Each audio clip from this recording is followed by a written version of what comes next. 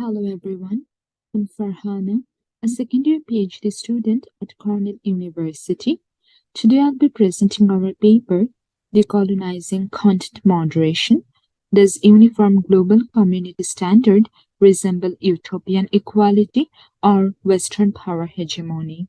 Co-authored with Dr. Aditya Vashistha.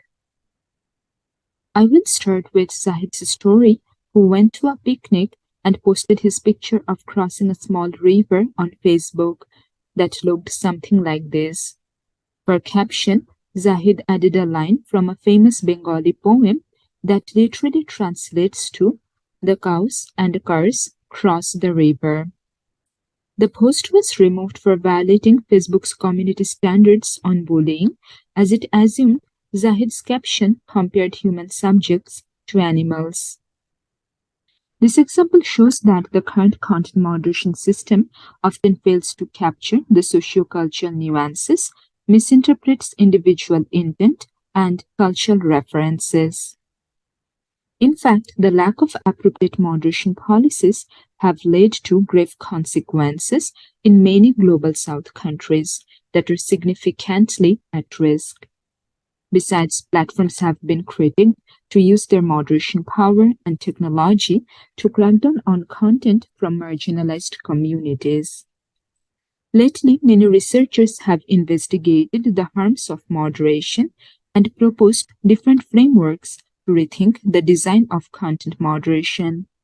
However, most of these frameworks are informed by the experiences of users in the West, and there is a significant gap in the literature on how to reimagine content moderation systems to incorporate the values and needs of the users from the Global South. To address this critical gap, we conducted semi-structured interviews with 19 Bangladeshi Facebook users who received penalties for violating Facebook's community standards. Historically, Bangladesh was under the British colonial rule for almost 2 centuries.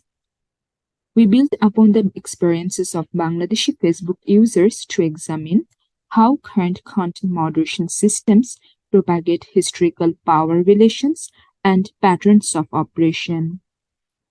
Before moving forward, I would like to clarify that the experiences of Bangladeshi Facebook users observed in this study might not equally apply to the diverse Global South communities.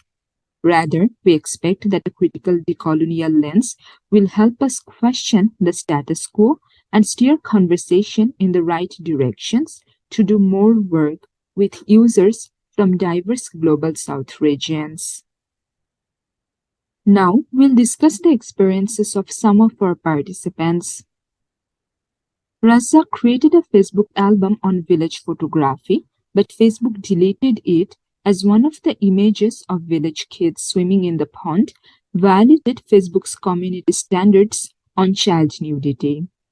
Even though the picture was culturally appropriate and depicted rural lifestyle, Facebook found it inappropriate and removed it. Another participant, Hassan, shared that Facebook deleted their group of emergency crisis response without prior warning, as some blood donation requests mentioned the required blood group, contact number, and this violated Facebook's community standards on privacy. The Western concept of individual privacy doesn't translate well into such a local context because without these details, how will interested blood donors reach out? On another instance, Shafiq's mother affectionately called her grandchild Black Diamond in a comment. The comment was removed for racism, even though the concept of race doesn't apply to the social construct of Bangladesh. Bangladesh is a Muslim majority country, and many of our participants felt their religious sensitivities were ignored by Facebook's inconsistent and ignorant moderation policies. For example, Asad found a picture on Facebook where Muslims' religious script was placed on the lap of a Hindu goddess. He shared the picture saying, "No religion teaches to disrespect the holy script of another religion." Facebook deleted Asad's post without any explanation, and he found it to be Islamophobic. On the contrary, Facebook didn't take down hate speech against religious minorities when many of our participants reported such content in vain. This shows that, in the name of global community standards, platforms are normalizing a form of universal ethics, which is deeply rooted in the Western values and penalizes local sociocultural norms. In addition, users found the standards to be inaccessible, as Facebook doesn't provide any link to community standards while notifying users of violation. Participants who looked up community standards online struggled to understand the long documents written in English, and this isn't favorable to either non-English speaking or low literate users. Hence, many users questioned the legitimacy of having a global community standard that merely resembled utopian equity. Moreover, users complained about lack of appropriate resources to appeal Facebook's moderation decision. Users who got to appeal rarely heard back from Facebook. One of our participants, Shafiq, suffered financial losses after his account was banned from advertising and he didn't get to appeal. Another user, Kabir, faced similar issue without the appeal option, but he had acquaintances working at Facebook who unofficially helped him restore his account. Participants identified such nepotism in the appeal process with bureaucratic limbo of the colonial era, which was beyond the reach of the ordinary users. Now we'll move to the second part of our research on how to design decolonial content moderation systems. For this, we build upon Belakas's framework of care to propose decolonial moderation as an ethical political commitment to give voice and agency to the neglected users from the Global South.